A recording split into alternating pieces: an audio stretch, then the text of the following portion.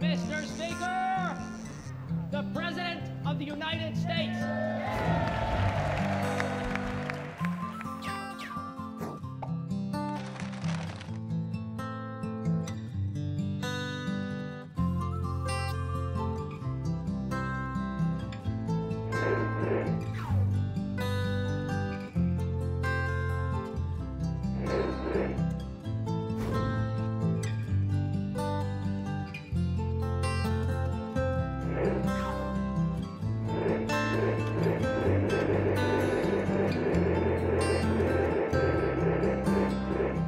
The President of the United States.